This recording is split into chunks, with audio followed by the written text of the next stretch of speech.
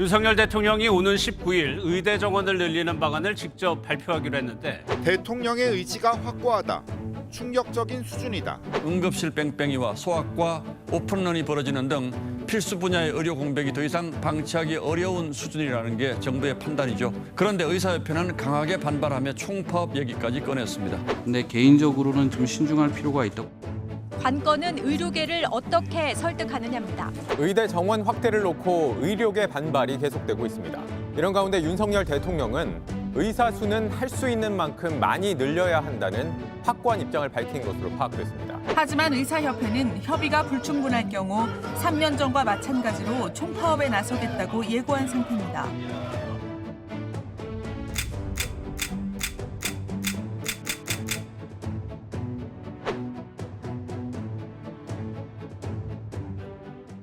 미국의 소아흉부외과가 제일 인기가 많아요.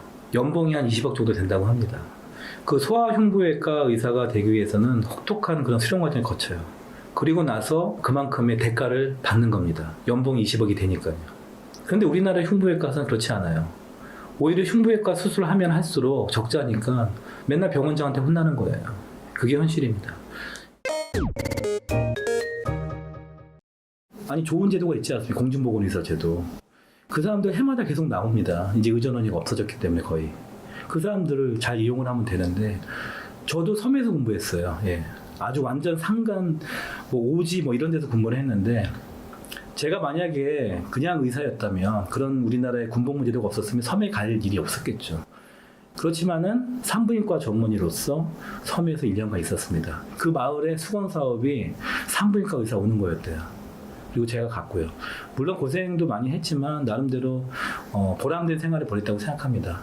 그 외에도 많은 의사들이 산간벽지나 오지에서 근무할 수 있습니다. 이미 의사는 많아요. 여러분들 대도시에서 조금만 왔다 갔다 해보면은 건물마다 다 병원이 있죠. 그리고 대기시간 평균 19분입니다. 우리나라.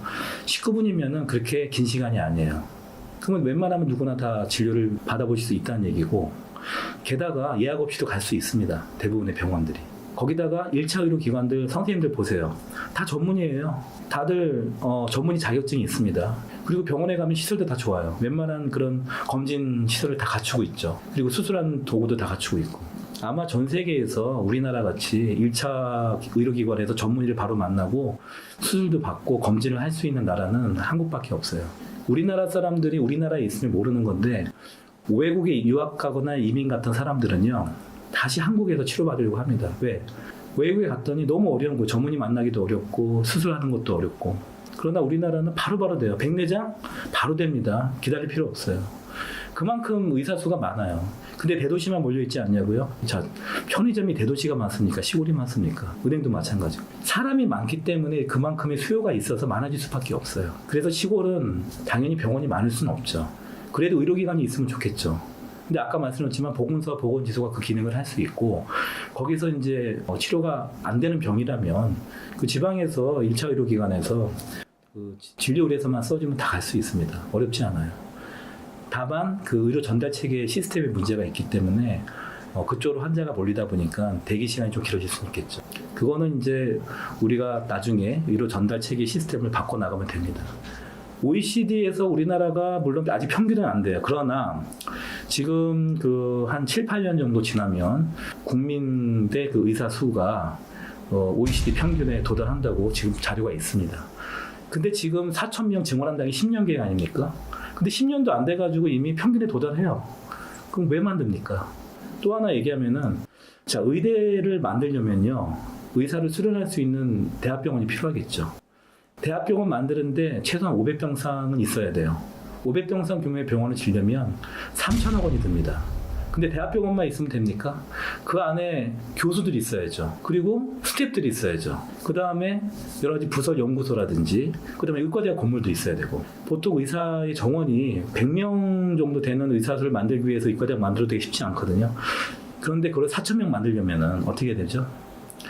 그러면 결국은 만약에 100명만 계산해도 40개 의과대학 만들어야겠네요. 이런 식으로 가게 되면은 그 예산이 엄청나게 되죠. 그 예산의 반의 반이라도 의사들이 정말로 원하는 현실화된 수가에 이용을 한다면은 의사들이 그 현재 시스템, 지금 짊어지고 있는 어려운 환경 이런 것들이 많이 개선이 될 겁니다. 우리가 보통 기피과라고 하는 이제 바이탈을 주로 다루는 과들이에요. 이제 저도 이제 기피과 중에 한 사람인데 뭐 흉부외과, 여러분 잘 아시는 일반외과, 소아과, 산부인과 이런 것들이 이제 기피과인데 기피과의 공통점이 있어요. 첫 번째는 환자의 생명을 시급으로 다투는 과들이에요. 그렇기 때문에 저도 이제 산부인과 트레이닝을 받을 때 시도 때도 없이 전화가 옵니다. 자다가도 뭐 한밤중에도 전화가 오고. 그럼 결국은 그건 뭘 의미냐면은 환자를 케어를 해야 되는 집중도가 많고요. 많은 시간을 투자해야 돼요. 그러려면 고도의 그 숙련된 그런 전문의가 필요하겠죠. 그래서 환자에 대해서 케어를 해야 되는 시간과 집중도가 높은 과다. 그리고 당연히 그렇게 리스크가 높은 환자들 많이 보다 보니까 의료사고가 많이 일어납니다.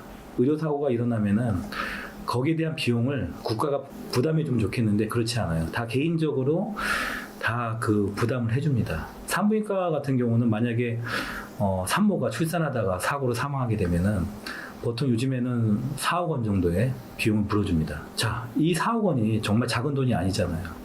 게다가 자다가도 일어나야 돼요. 언제든지 콜을 받아야 돼요. 항상 365일 4시간마다 콜을 받아야 되는데 그럼 누가 지원할까요? 일단은 정말 힘들고 어렵기 때문에 사고도 많기 때문에 아무도 안 가려고 해요. 그러면 가게 하는 방법이 뭐냐? 정답은 의료 수가에 있습니다.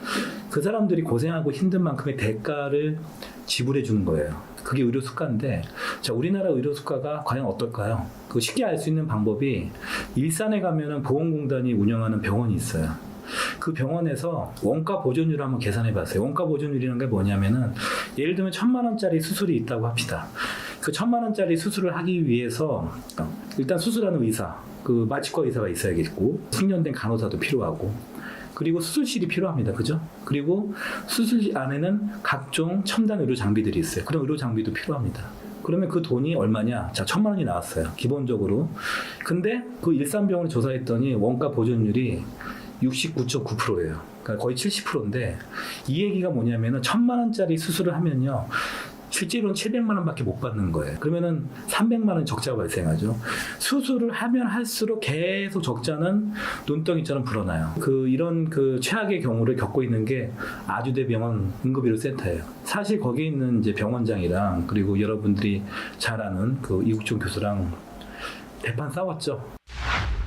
근데 그거는 그 두 분들이 싸울 문제는 아니었어요. 왜? 병원장은 이 병원의 경영을 책임져야 됩니다. 그런데 계속 그 응급의료센터에서 환자를 살려낼수록 적자인 거예요. 그 다음에 이국종 교수도 할 말이 있죠. 나는 의사이기 때문에 환자를 치료해야 된다. 둘 다 맞는 얘기예요. 그럼 왜 두 사람이 싸우게 됐냐? 의료 수가죠. 비현실적인 의료 수가 때문에 두 분이 싸우고 있는 겁니다. 그러면 수가를 올려주면은 우리 국민들이 피해보는 거 아니냐? 우리 국민들의 돈에서 더 호주머니에서 돈이 더 나가는 거 아니냐? 이렇게 생각할 수 있죠. 그러나 사실은 그게 아닙니다. 이게 왜냐면은 다 급여화된 수술이에요. 보험이 되는 수술들이고 물론 본인 부담금은 30%가 유지된다면 올라갈 수 있겠죠. 올라갈 수 있는데 사실 이 비인기과, 기피과 예를 들면 흉부외과 예를 들게요. 흉부외과에 지원하는 전공의들이 거의 없습니다. 그러면은 그 흉부외과 선생님이 혼자서 계속 당직을 서야 돼요. 만약에 혼자서 계속 당직을 쓰면 어떻게 될까요? 환자 치료에 대한 집중도가 떨어지죠.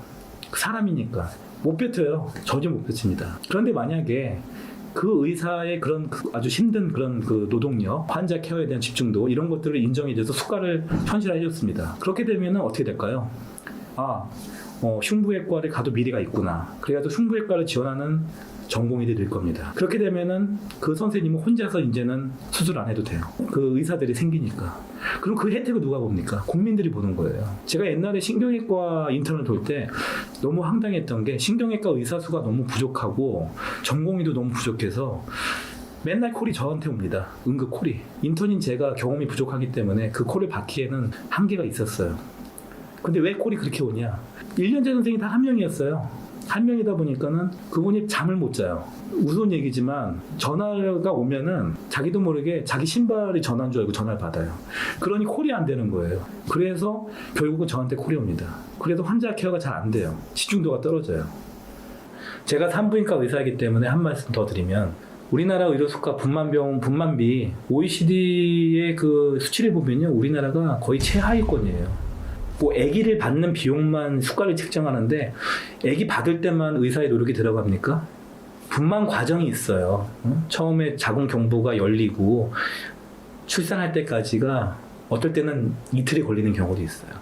그러다가 만약에 뭐 아기 상태가 안 좋아지면 바로 응급수술도 할 수 있도록 준비를 해놔야겠죠. 근데 수가가 안 돼요, 수가가. 게다가 지방에다가 병원을 세웠을 때는 환자 수요가 없어요, 별로. 그렇지 않아도 우리나라는 출산율 최하위라 분만 건수가 없는데 지방은 더 없어요.